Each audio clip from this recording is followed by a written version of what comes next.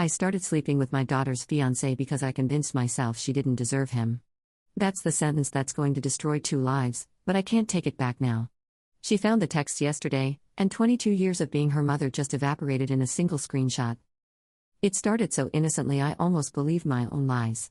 Jake had been with Emma since college, and I watched him become part of our family over 5 years. He'd help with holiday cooking, fix things around my house after my divorce, listen to me complain about dating in my 40s. He was the son I never had, except somewhere along the way I stopped seeing him as family and started seeing him as a man. Emma worked long hours at her residency, often pulling double shifts and sleeping at the hospital. Jake would come by my place feeling lonely and unappreciated, venting about how she never had time for him anymore. I'd make dinner, pour wine, and tell him what he wanted to hear. That Emma was lucky to have him.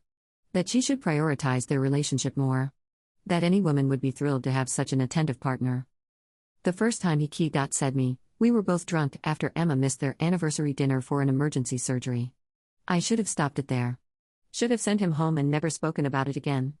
Instead, I said him back and told myself it was just comfort between two people who felt abandoned by someone we loved.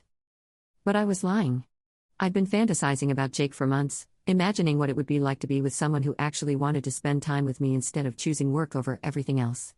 Emma had always been driven and ambitious, even as a child, and I resented how easily success came to her while I struggled through a bitter divorce and dead-end job.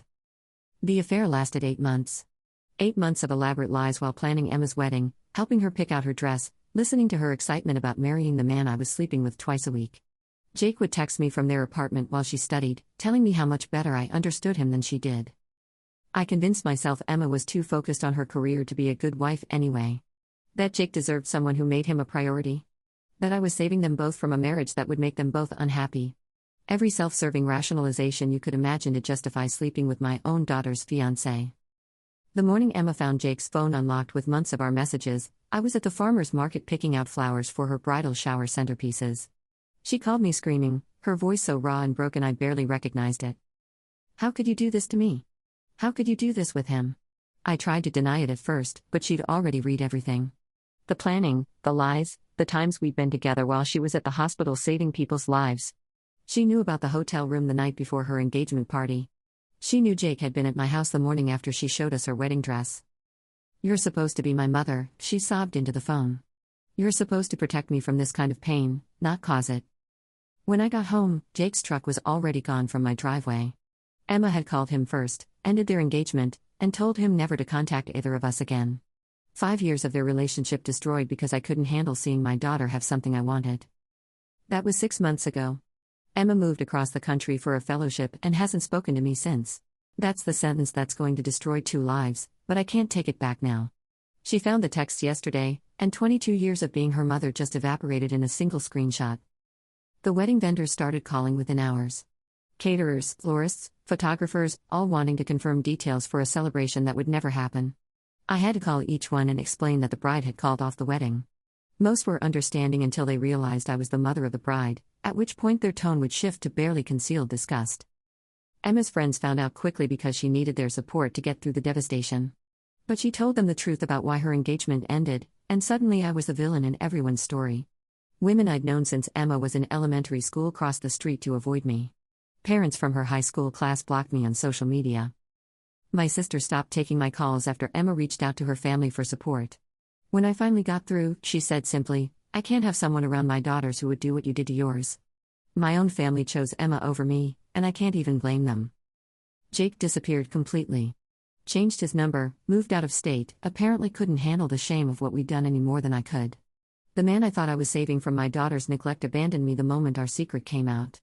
All those months of him telling me I understood him better meant nothing when his reputation was on the line. I lost my job 3 months later when Emma's story spread through our small town. I worked at the same medical practice where Emma had done some training, and the doctors couldn't have their staff associated with that kind of betrayal. Professional consequences for personal failures, but in a town this size, everything connects. The house feels like a mausoleum now. Emma's childhood photos mock me from every surface, reminding me of the woman I used to be before I became someone who could steal from her own child. The wedding planning materials I never threw away sit in boxes in the garage like evidence of my crime. I tried to reach out to Emma through her cousin last month, wanting to apologize and explain. She sent back a single message: "There is nothing you could ever say that would make me understand why my mother decided to destroy my life for a man who didn't even want her in the end." She's right. Jake never wanted me. He wanted comfort and validation and an escape from adult responsibility.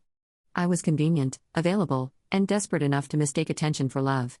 I gave up my daughter's trust and respect for someone who discarded me the moment our affair became public. The worst part is seeing Emma's social media from 3,000 miles away, watching her rebuild her life without me in it.